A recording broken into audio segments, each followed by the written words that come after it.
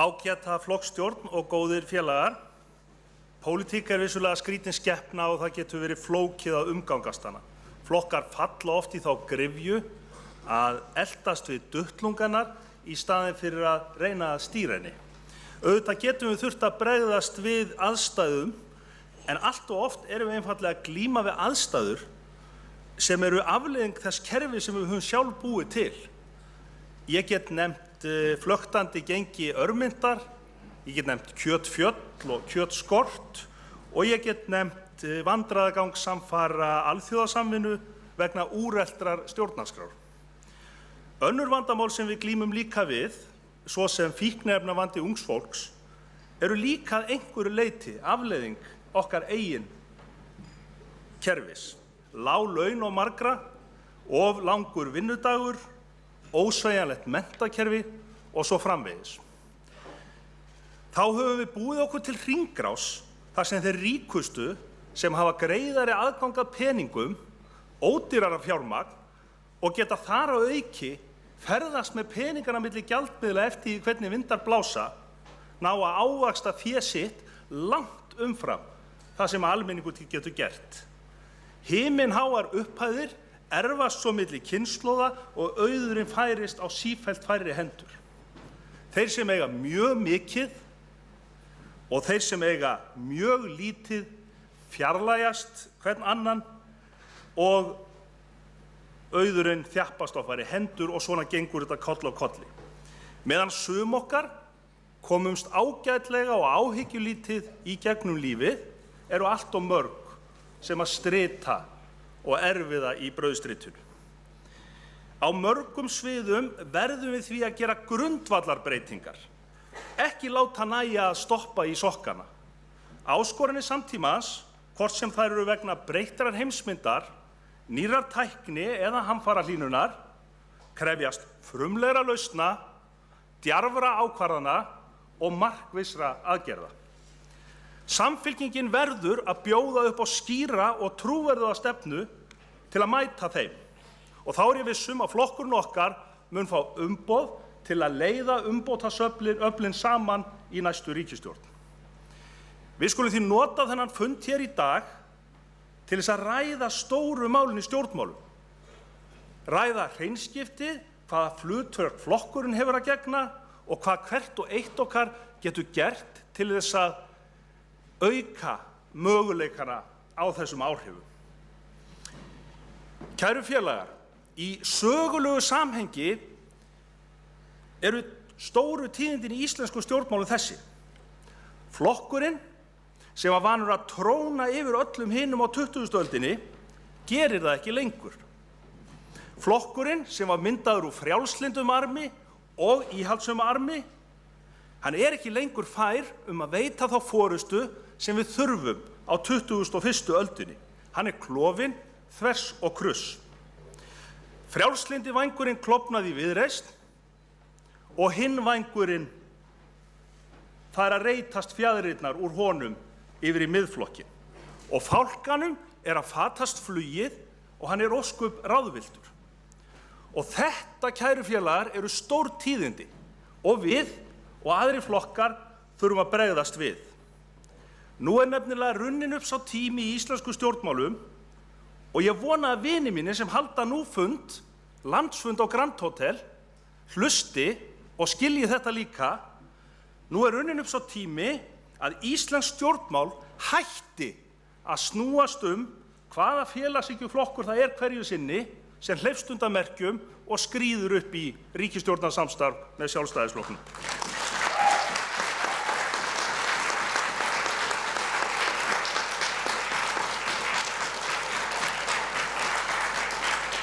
Þetta fyrirkomulag passaði kannski ágætlega á 20. öldinni. En nú er komin ný öld og landslagið er gjörbreytt og því fyrr sem umbótaöflin í samfélaginu átta sig á þessu, þeim betra. En hvaða skyldur hefur flokkurinn okkar að gegna við þessar aðstæður sem nú eru uppi í íslensku stjórnmálum? Við, Samfylkingin, verðum að tala skýrt og skorinort og bjóða fram trúverðuga lausn og forystu í málum og sýna að það er til önnur leið, það er til betri valkostur fyrir fólkið í landinu. Ísland ríkt land og það hvorki óhjákvæmilegt eða réttlætanlegt að lítið barn sem fæðist með varanlega fötlun sé dæmt til fátæktar allt lífið. Eða eldri hjón sem stritað af allt sitt líf geti ekki sótt sér læknisþjónustu. Eða ungt fólk sem býr við slæmt aðgengi að geðheilbrigðisþjónustu flosni upp úr námi vegna vondra skilyrða lánasjóðsins. Eða ung fjölskylda sé á hrakfólu á ömurlegum leigumarkaði. Það hægt að þróa samfélag þar sem fólk getur lifað með reisn og borið höfuðið hátt. En til þess þurfum við sanngjarnara skattkerfi og við þurfum umfram allt að þora að sækja fram á sviði menntunar og sköpunar, minnka vægi frumframleiðslu sem drifin áfram af nýtingu takmarkaðra náttúruauðlinda og sækja fram á einu óteymandi auðlindinni sem við eigum, hugvitinu, sem svo dásamlegt að það vex eftir því sem við notum það meira. Við þurfum raunverulega sókn í menntamálum. Og það ekki bara skynsamlegt að þróa framsækið atvinnulíf til þess að gera það áhugavert fyrir unga fólkið. Það líka miklu líklegri leið til að byggja upp sjálfbært, kraftmikið, friðsamt samfélag sem getur verið fyrirmynd í aðgerðum gegn hamfarahlýnun. Og góðu fréttirnar að það hægt að breyta þessu. Og fordæmin nefnilega sannarlega til staðar. Af því við erum stödd hér í okkar ágætu fallegu höfuðborg, skulum við rifja aðeins upp söguna. Sjálfstæðisflokkurinn var hér einráður nær í 60 ár og ríkhélt í völdin með því að nota borgarkerfið sem úthlutunarapparat fyrir flokksgæðinga. Eina sem þurfti til að hnekkja þessu var að umbótaöflin í borginu stæðu saman. Reykjavíkurlistinn var stofnaður fyrir 25 árum af fjölmörgum ólíkum flokkum, Alþýðuflokki, Alþýðubandalagi, Framsóknarflokki og Kvennalista. Og veitti svo trúverðuga og örugga forystu og gerði svo jákvæðar breytingar fyrir borgarbúa að hann vann allar kosningar 3 kjörtímabil í röð. Reykjavíkurlistinn tapaði aldrei kosningum. Og enn erum við að vinna sigra í Reykjavík og leiða mikilvæga breytingar. Hér höfum við sýnt og sannað að það hægt að vinna og það hægt að vinna saman í samstarfi við aðra flokka. Við höfum fordæmið og við þurfum að gera þetta nákvæmlega í landsstjórninni líka. Við þurfum að leiða saman umbótaöflin sem eru færum að takast á við framtíðina og ráðast í nauðsynlegar breytingar til að gera betur við fólkið í landinu. Þetta skylda okkar í dag og þetta raunar skylda okkar alla daga því að þetta hið sögulega hlutverk Samfylkingarinnar. Að fylkja fólki saman og knýja fram góðar breytingar, hvort sem við gerum það svo í einum stórum flokki eða í samstarfi við marga aðra flokka. Kæru félagar, Samfylkingin á 20 ára afmæli á næsta ári, árið 2020 og saga okkar stormasög, þó hún sé stutt. Þetta saga mikilla væntinga en líka mikilla vonbrigða. En margir litlir mikilvægir sigrar hafa þó unnist á leiðinni. Kosningarnar 2016 voru auðvitað mikil vonbrigði vægast sagt og niðurlæging fyrir stórhuga flokk. En ég spyr, hvern hefði grunað að strax árið 2017 værum við komið tilbaka í þingkosningum og hefðum tvöfaldað fylgi flokksins, tvöfaldað þingmannafjölda Samfylkingarinnar og gott betur. Og ég spyr líka, hvert ykkar hefði grunað á þessum tíma, strax árið 2018, ætti flokkurinn okkar eftir að koma svona tilbaka í sveitarstjórnarkosningunum líka og vinna góða sigra allt land.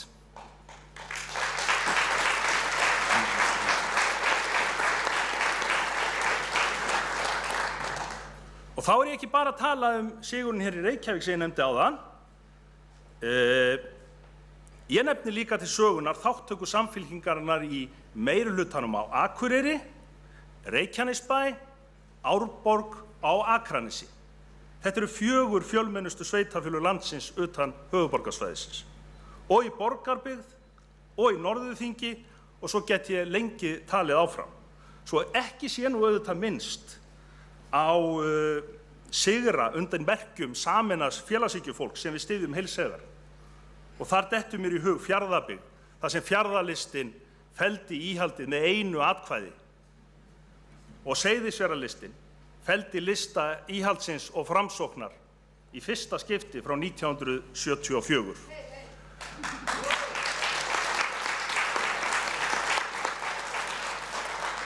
Kæru félagar, þessi sigur ykkur að þakka, þetta eru okkar sigrar og skýrt merki það að Samfylkingin á ennþá rætur, sterkar rætur allt land. Og ég verði raunar að ljúka þessari yfirferð með því að benda á eina stórmerkilega staðreynd sveitarstjórnir á Íslandi. Vissuð þið að engin stjórnmálaflokkur á Íslandi, engin flokkur í meirihluta stjórnun fyrir hönd fleiri Íslendinga en flokkurinn okkar, Samfylkingin. Og það munar reyndar mikið á okkur og næsta flokki þar á eftir í þessu tilliti. Og það þess vegna greinilegt að Íslendingar treysta okkur fólki alveg sérstaklega vel til að taka ákvarðanir þau mál sem að snúa næst þeim. Ég nefni skólana, skipulagsmálin, öldrunarmálin, umhverfismálin og svo framvegis. Við skulum hafa þetta í huga í dag að því að við getum verið stolt og við getum verið hnarreist að því að Samfylkingin að koma tilbaka af fullum krafti. Það gerist hægt, jafnt og þétt, skref fyrir skref, en það eru sóknarfæri og þau eru í landsmálunum líka. Þar erum við að endurvinna traust fólks og við erum að endurheimta sjálfstraustið. Kjörtímabilið hálfnað og samkvæmt næstum öllum könnunum mælist Samfylkingin næststærsti flokkurinn.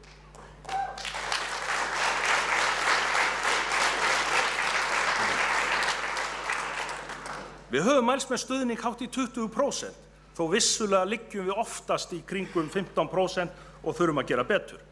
En eitt alveg klárt samkvæmt skoðanakönnunum. Ríkisstjórnarflokkarnir hafa löngu misst tiltrú og stuðnings meirihluta þjóðarinnar í öllum könnunum.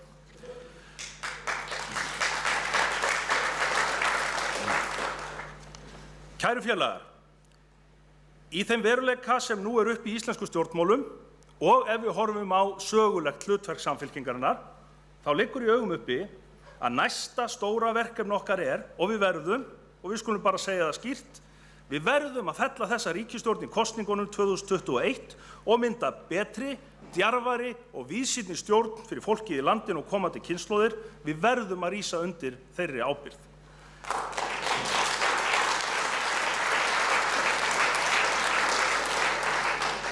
Því þessi ríkisstjórn ófær að takast á við öll stóru framtíðarmálin og þær miklu áskoranir sem samfélagið okkar og samfélög allan heim þurfa og verða að glíma við.